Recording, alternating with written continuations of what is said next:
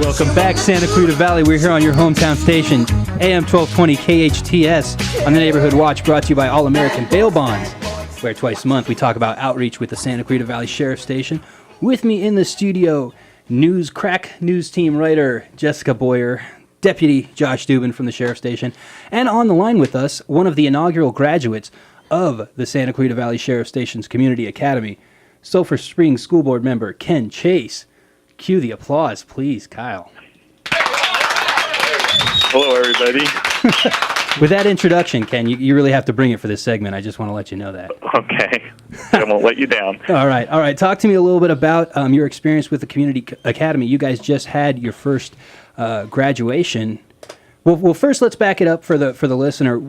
Dubin, you can help me out with this. The idea behind the Community Academy, it was how many week course? Well, this particular academy started in November. It was 6 weeks long. We're going to be doing another one starting in February that's going to be 8 weeks long. And it kind of gave a snapshot as to some of the things that we do at the Santa Clarita Valley Sheriff Station and in law enforcement in general. So Ken, do you feel like now that you're a Community Academy graduate, you have a little better understanding of how the Sheriff Station operates? Yeah, definitely. Showed a lot of different aspects of the Sheriff's Department, and it was very interesting. What did you guys do during the classes and the course? What did that consist of? We did various. Probably the most exciting ones were we visited North County Correction Facilities, maximum security prison at Peter Pitch's, and did a tour. Saw less than lethal weapon demonstrations. Did they use any of them on Josh We were Dubin? even able to talk to some of the inmates if we chose to, and that was very interesting. Did a ride-along, which wasn't included in the 6 weeks. That's something we just did separately, so most of us actually had 7 different nights or days we used for that. Patrol procedures, traffic operations, gang intelligence, juvenile intervention, are just some of the things that were covered. Wow, it sounds like you got a pretty good spread as far as some of the things that... And media relations. And media relations. Is that true? What did they tell you? It's all eyes. Josh Dubin just really patted himself on the back. No, in all seriousness. About their Facebooks, Nexel, and how they try to communicate with the community. And the kind of the funny thing about that is my wife subscribes to Nexel. I don't yet.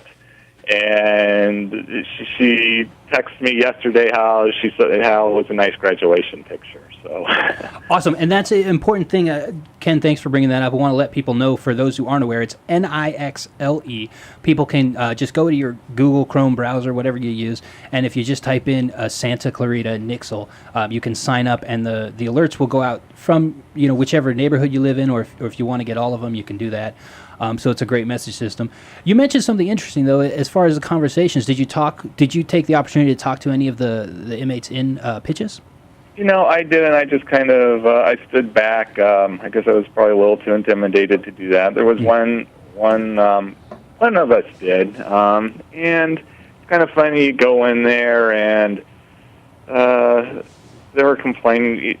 I don't know if they knew who we are, but it seemed like they were trying to lodge complaints about everything towards our way, just to bring probably attention to probably some, and maybe over dramatizing some stuff. But one person did kind of talk to him, and it was interesting to watch because it was actually a very relaxed conversation. Probably not something you would expect. I think the inmates probably saw that as a way to just kind of pass their time a little, and sure. A little entertainment. What was your favorite part of the whole experience, if you're looking back on the academy?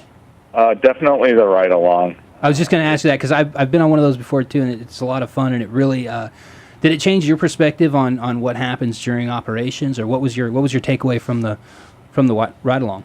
My takeaway was sometimes there's a lot of rushing to nothing. There are some exciting things, but sometimes it's mundane.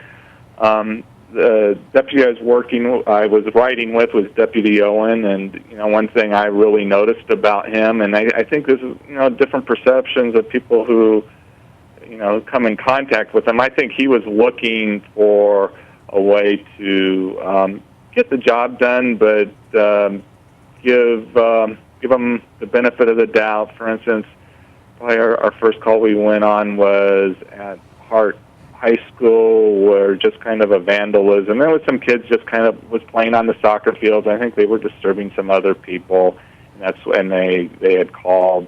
More than that, and and he was just trying to get information just in case something comes up that they had information to fall back on. And the kids were about 12 years old. Kind of thing that amazed me was there was a situation. Anytime he was talking to someone, for ID purposes, he was usually asking their birth date on top of their name, so you could tell how old people were. And the last call we went on was someone was being probably not arrested, but it was a psychological call on someone who had been on meth. And when we rode in, I mean, this guy looked like he was 50, and when Deputy Owen went to talk to the homeowner of the house, and the person answered the door, he asked, "Is that your son?" And I'm thinking he looks older than the homeowner. How could that be their son? And he was actually 28, and he looked to me like he was in his 50s. Yeah. So just that was kind of some interesting calls like that. We came across someone who was drunk, kind of in front of an apartment building, and he instead of arresting him for public drunkenness, he wanted to make sure there was someone to take care of him, and kind of had to hunt where he was supposed to be. Not too hard, but he kind of made that extra effort instead of taking him to jail. So good deal. Hey, Ken, I'm sorry, I don't mean to interrupt you. We have to take a quick commercial break. If I could have you hang on for one more segment and ask you a couple more questions? Yeah, that'd be fine. Awesome. We'll be right back on your hometown station on the Neighborhood Watch, brought to you by All American Bail Bonds on AM 1220 KHTS. We're back on your hometown station, KHTS AM 1220. I'm Jessica Boyer. I'm a staff writer here with Perry Smith, the news director, Josh Dubin, a deputy at our Santa Clarita Valley Sheriff Station, and Ken Chase, one of the first graduates of the Community Academy. That was good, Jessica. Yeah. Good I feel job. like my job is now in danger, so I'm a little worried. But Ken, you were just kind of talking about the takeaways from the station, and Jessica, you had it. Ken, I was just wondering, what made you want to be a part of the Community Academy? Why did you want to be involved in that? I've always been interested in the law, whether it's policing, the court system. It's something that's always intrigued me. So any information or experience, positive experience, I should say, with that I can come across, I find interesting. Yeah, and it's pretty good information. Would you? So it sounds like, based on what you're saying, you'd recommend the Community Academy to somebody else.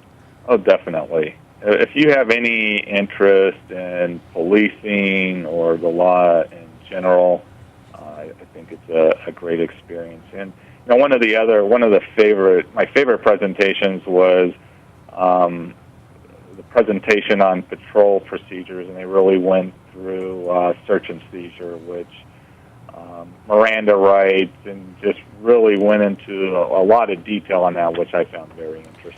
Did any of that information surprise you as far as because every time you talk to somebody, it sounds like they have a different understanding of what's going on. You know what I mean? I feel like that's one area where there's a lot of maybe misunderstanding by the general public, because most of us aren't lawyers or law enforcement officials. You know what I mean? Yeah. There is some things on Miranda that surprised me. Like what? For instance, it searched a car that the deputy has said in 25 years he's never needed a search warrant to search a car, and some of the reasons why they can search a car or give them a way to search a car surprised me, such as if just they have a little pocket knife that they can search a car just for the reason just to make sure there aren't any weapons for their safety. Was one thing that is, for instance, that surprised me about that. Right, and I mean, Dubin, I'm sure there's a reason for that as far as just from a policy standpoint. You guys want to make sure if you see a knife or something like that there's nothing else there. Right. Well, you know what? I unfortunately I didn't get to hear that part of the presentation on that night, but I'm sure what they were talking about was different type of probable cause, reasonable suspicion, the difference between the two. And what is the difference? I didn't realize. I mean, from a layman's standpoint. Well, you know, a reasonable suspicion that a crime occurred to now you have probable cause that, you know, that takes it a step further. Okay. And then they probably spoke a little bit about warrantless searches on vehicles, such as, you know, if you pull a vehicle over and you visually see something illegal in the car, or there's, you know, a reasonable suspicion that, or a probable cause that now something that's illegal in the vehicle, maybe you smell the odor of marijuana, maybe there's open alcohol containers in the vehicle, you know, that could lead you to a DUI arrest, different things like that. So that is exactly what they covered, and just and went into a lot of detail, the difference between probable cause and reasonable suspicion. And also Miranda rights. I think probably one of the misconceptions the public has is when Miranda has to be given, I think public would probably think it probably needs to be given more often than it actually does. And that sometimes a tool they'll use is not give Miranda rights, and what someone says won't be used against them in the court. They're verbal, but if it turns up other evidence, they will be able to utilize that evidence. So that's kind of a trade-off they might use in the field to, and maybe not Mirandize someone. And Josh, from your obviously you're trained in this area. As far as when you give Miranda rights, does policy kind of dictate? Okay, we have to do it here and now, or like what is the guiding? Well, you know what? That's a funny story. When I went through the Sheriff's Academy in Whittier in 2005, and they brought in a criminal defense lawyer to teach Miranda, which you would think, you know, they usually defend the suspect, right? So they brought in a criminal defense lawyer to teach us we were recruits at the time, about Miranda rights. And so he had this whole presentation, and the one thing that I still remember to this day that I took away from it, he said, all you have to remember is MCI, like the telephone company. I guess that was a telephone company. It was probably 100 years ago when you were in training. So he said, you need to remember MCI, and it was Miranda equals custody plus interrogation. If somebody's in custody and you want to interrogate them, you have to give their Miranda warning. So if I respond to a call of maybe a domestic violence, and I pull one of the parties, obviously there's going to be two parties at the domestic, and I pull you aside and say, hey man, you know, or woman, I'm here because we got a call of domestic violence, and I'd like to speak to you about it, and I'd like to investigate. I'm not interrogating you. I'm investigating if we even have a crime. I don't know. All I know is that I got a call here. I showed up. I have no idea what we have. So now I'm going to speak to you. A Miranda warning in that particular case, you're unhandcuffed. You're just talking to me. I just got there. I don't know if a crime has occurred. That's an investigation, and Miranda would not be appropriate at that point. And any information you glean from that could be used in the court. Of course. But again, you're not interrogating However, at that you're point. not a suspect at that point. Correct. Ken, I mean, is that basically what you took away from it, Ken? Definitely. Cool. Well, that's interesting.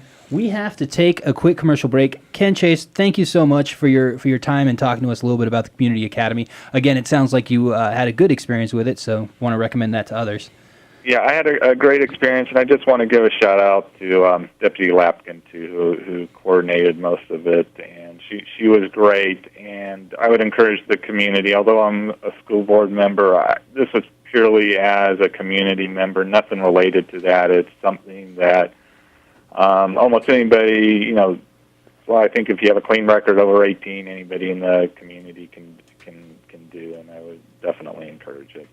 Awesome. Well, thanks again for your time, Ken. Appreciate you calling in. Oh, thank you.